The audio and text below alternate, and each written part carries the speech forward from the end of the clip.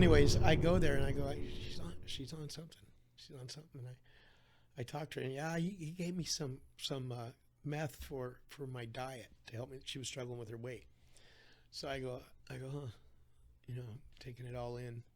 So I kind of single him out and pull him aside. I said, hey, if you ever give my daughter any drugs again, I saw needle marks on her arm. It wasn't just snorting it or taking a diet pill. I said, if you ever give her drugs again, you're going to meet me or Jesus or both.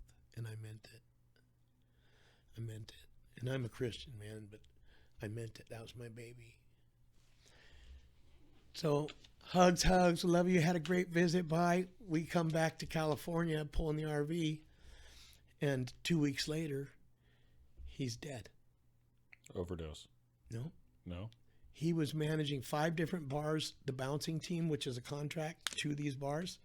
It's a bouncing organization, a firm. And he's managing all these little bars with his security team. And he works late till 2 o'clock in the morning when the bars close. And on the way home, I don't know if he's up for 2 or 3 days or what he was, but he fell asleep driving and swerved into a family van of another family and killed all them too. Oh, no. And it killed him. So my daughter calls me, what did you do, Dad?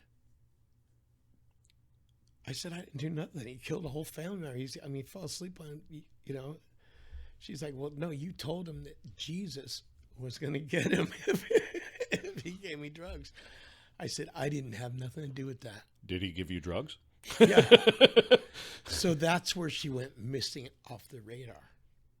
Oh, that's when she went missing. She was missing, and then we found her. And then you found her. And then she went missing off the radar, and that's when the cops are calling us saying we can't find her, and we're calling the cops going, you find her. She was here last time. She was in that area. And I'm thinking, South Carolina, there's swamps everywhere. She's dealing with people that are dealing drugs like this. Right. Maybe she had a debt. Maybe she's alligator food. What happened to my daughter?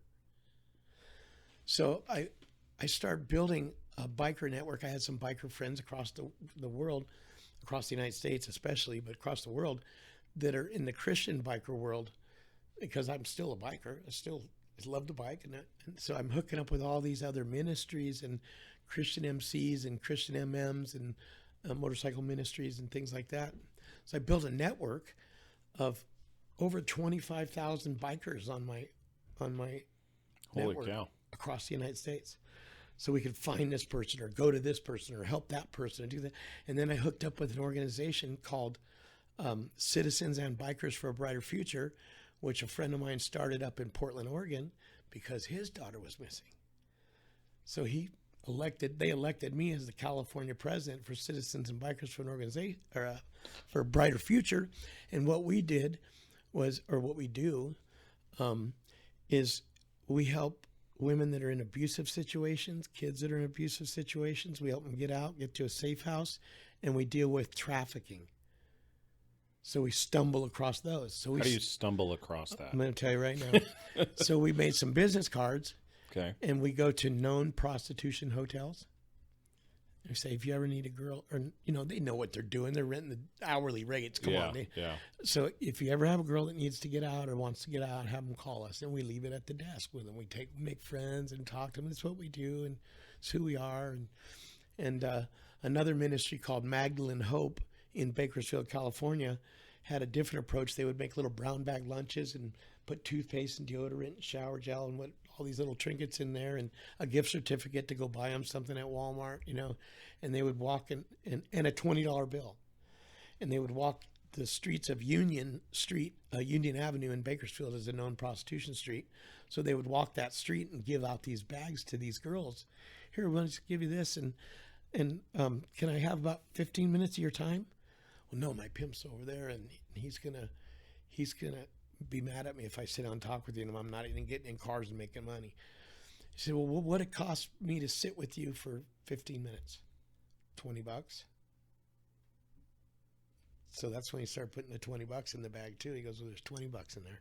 If you have to give it to your pimp, whatever you have to do that. Let me have 15 minutes of your time. And so he'd get in the car, pretended something was going on, or? No, he'd sit with him on the street because he wants to avoid the appearance of evil. He's a pastor, you don't want to be like, got caught in a car with a prostitute. Right, yeah. So he'd sit on the street with him, And he'd usually have his wife or a girl with him as part of the team for integrity reasons. Yeah, you know, for sure. and a witness. Right? Yeah, yeah. You know, she's got a story on me. But he taught me something about when he did that. He would get a lot of threats against him because he started a safe house, and he was pulling girls off the streets, and their pimps were getting mad. You know, we lost that one. She was a moneymaker. Where'd she go? To the safe house. Nobody knows where the safe house is. So they're trying to find this guy, track him, do all this kind of stuff. So we started some safe houses just off that model going, man, we can do that too. And we started using other resources that were there, like Set Free Ranch or this or that, you know, whatever programs that are there already available and established that we can use and not have to reinvent the wheel all over again and do, you know, the stuff we don't do best. But the stuff we do best is going to get them and getting them out of that situation. Well, we rescued, in the last 3 years, almost 1,800 girls and kids. Holy cow. Almost 1,800 in 3 years. And we're in 7 states now. It's Citizens and Bikers for a Brighter Future. Look it up. There's no gore. If you go to the webpage or you go to our Facebook, you're not going to read stories about, all you're going to see is, hey, Amber Alert, this missing person, let's look. You're going to see surface stuff. You're not going to see anything else. We're not the cops. We don't call the cops. If we do need first responders, we'll dial, not 911, we'll dial the local fire department. Say, I think there's somebody having a heart problem out here, and they'll get there fast. And if they need the cops, they'll call the cops. Certain hotels, I'll give you this one story real quick. This girl was driving around in a minivan, and she's a heroin addict. And she was told by her dealer, bring me some kids and I'll give you some dope. So she was going to city parks, and she would wait and grab a kid and take him to the heroin dealer. This is in Colorado Springs. That's where I was stationed. She would take him. It's a big hub for trafficking right there. That's where we found the shipping container. I'll explain in a minute too. So hang on real quick. She would bring, go ahead. I got a question about that. Yeah. So she would go to a city park, like kidnap a kid. Like how old? Did it matter? No, he wanted little kids. He's dealing with little kids. Is that me or you? No, that's me. He's dealing with little kids, 7 to 11. And he's like specifically girls, boys. This is what he's doing. He's a heroin addict and also a pervert and a child molester. And so he wanted his appetite for that crap.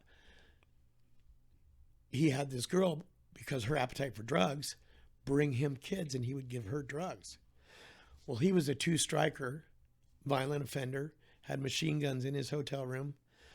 The hotel calls us and says, hey, something's going on with this room because we built a relationship with this hotel, giving them cards. The kids are coming in and out of this room. They're coming in, but they're going out too. And there's another set of kids coming in and going out.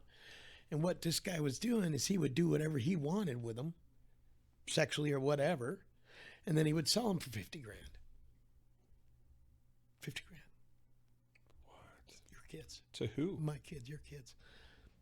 Whoever the buyer is. Nobody ever the Americans' appetite for children is off the chain, man. We're the highest. America is the highest market for trafficking kids, and then they use them up. I'm stepping out here to say this, but they do child sacrifice. They sell their organs. They cut them up. They do all kinds of crazy stuff. What do you mean you're stepping out to say that? Because a lot of people think it's a lot of hearsay or bullshit. You don't have any direct evidence. I don't have any direct evidence of the human sacrifice, but the kids are missing all over the place. Yeah. So, and they're not able to find them. Yeah. We did find, let me finish this one story, and then I'm going to tell you about a shipping container and remind me about that. Okay. Because that's one that's heavy on my heart. But anyways, so the hotel calls us. We put a car on it. You know, we're not cops. Just got a guy out in a car with a girl. Binoculars, watch it. Sure enough, they're bringing kids into this room. We go talk to the hotel again. Said, okay, this is what we want to do. We want to go in and check this room. Will you deputize us as hotel security? Yes. Okay, we got a 9-man team with a little girl that's 19 years old, little badass black belt girl. The team is around the corner, this side, back, both sides around the corner, out of sight of the peephole. This little 19-year-old girl knocks on the door, and they open the door. She goes, oh, I'm sorry, wrong room. And they tried to grab her. So she went into a struggle. They keep a panic button on them. that looks like, well, I probably shouldn't show what it looks like, but it looks like this. They hit it twice. And that happens? It gives me the location where they're at. Let me shut it off. Location where they're at, who it is. There's 40 panic buttons out there. Okay. So, and where it's moving to.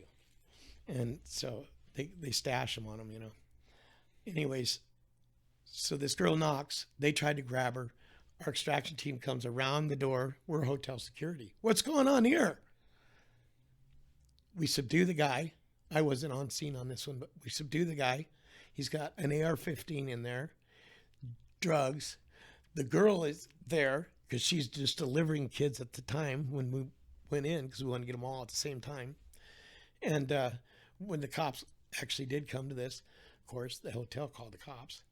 And we're not cop callers. We can't because our volunteers won't volunteer if we're cop callers. And we're just not cop callers. It's not. So there's other ways to handle it. And, if you have issues, okay, you get out of here before, they get here. Because we use guys that are pretty rough that want to go in and help, Anyways, the cops came and they got this guy on the third strike. He's doing life in prison right now. Good. And yeah, and he's not. So there was kids in the room? And he's late. Yeah, kids in the room. The kids were covered, 2 kids. And the girl told everything. Oh. I did this, and he told me to do this, and he told me to do that, and I went and got these kids over here, and this is where he gets rid of them and all, and they're getting rid of them too. So she's singing like a associated with the cartel situation. I don't know which branch or who now. I'm not even going to go there, but yeah. But that's where a lot of them are going. In the same city is where we found the shipping container. Same issue. It was a hotel that gave us a heads up on it. So walk through that shipping container story. We get the call. It's a hotel again, and they know of a yard where they're taking girls, and they heard it from one of the other girls, because all the prostitutes talk between each. Hey, watch out for this on the streets. It's street talk. They try to protect each other, and they know that people are grabbing them and they're raping them, and they're trying to get freebies and all this other stuff they're trying to get from these poor girls that are being trafficked on our American streets. Not just here, but after they used up here, if there's anything left in them, they sell them to other countries. So this particular shipping container was supposed to be slated to go to China, and they're trying to get a full load, which is 20 girls. And they had it in full. A 40-foot shipping container. 20-foot shipping container. 20 foot. 22 or whatever those shorter 20s, yeah. So they're shorter ones with, 20 foot with 20 girls. And these are all girls between 13 and 21 or 25. Oh no. Yeah. So so we got the word on it. Of course they're watching the yard. They got people on the gate. So without giving all the details out, we were able to subdue the guy watching the yard and go cut the lock on it and get the kids out. And so you walked up. Our team walked in. Okay. Yeah. Were you there? No. Oh, you That weren't was there. in Colorado. I dispatched that call. Oh, okay. Yeah. And so they walk in and there's 20 girls sitting in a shipping container. Yeah, in their own feces and everything, man. Oh man. Oh yeah. So they probably, throw them a sandwich, wait till the container's full. We've only got 7. We need, 5 more days to get some more before it goes. And somebody's contracted them to do that. And they're getting 50 grand a pop. How long ago was that? 2 years? No, a year and a half. Year and a half ago in Colorado Springs. Yeah, it's going on right now under our skin every day, man. Yeah. I don't know if you saw that new movie that just came out, but it's, oh man, I cried too. Yeah, I haven't watched. I know what you're talking about. I can't. A lot of times I've tried to have this conversation with pastors and things like that. I go to a church up in Corona Crossroads, and they just started a SWAT team to kick doors and help with this. Like a church? Yes, sir. A church started a SWAT team? Church SWAT team, not a law enforcement. And it's Crossroads. How does that work? Well, I wrote the policies and procedures manual for our rescue team, which helps you to dance around the law, because we're not vigilantes and we're not cops. So we don't have the power of the badge. And there's different levels. Level 1 is emergency. Stop what we're doing right now. Stop the show. We're going to get somebody. We have to go help. Level 2 is, hey, we got to get this person today, but I got time to call and get some help. level 3 is we got to get them sometime this week. So levels drop as you go all the way to level 7, which level 7 could be, hey, this girl just needs somebody to come by and knock on the door. And so we'll ride by with 3 or 4 bikers. You go, hey, sis, how you been? Who the hell's this guy? And just right. The ministry of presence goes, shit, she's got friends. Right. Watch my P's and Q's. This is an abusive situation, a domestic violence situation, where law enforcement, that's one of the biggest things they get hurt on is domestic violence situations. That's one of the most dangerous calls. Yeah. They hate those calls. So we've gotten referrals from law enforcement, referrals from family and children's services, referrals from hotels, going, hey, these guys will come help you. They'll get you to a safe house. And so different levels have different execution. Right. You know, so level 1, you can kick a door. I'm going to go get this person out of here, and I'm going to go in aggressively. So usually our point guy has a camera. You have your phone right there or a body camera. Then our 2 next guys have CCWs. We're legal. And then we got muscle. And then we got a couple girls to help her pack her stuff. You know, so we'll bring a team. And so level 1s, 2s, and 3s are the most intense and dangerous levels. And nobody's ever got hurt in almost 1,800 rescues in 3 years. None of our team members have ever gotten hurt. One of our guys had to shoot 2 guys once because they pulled on him when we came in.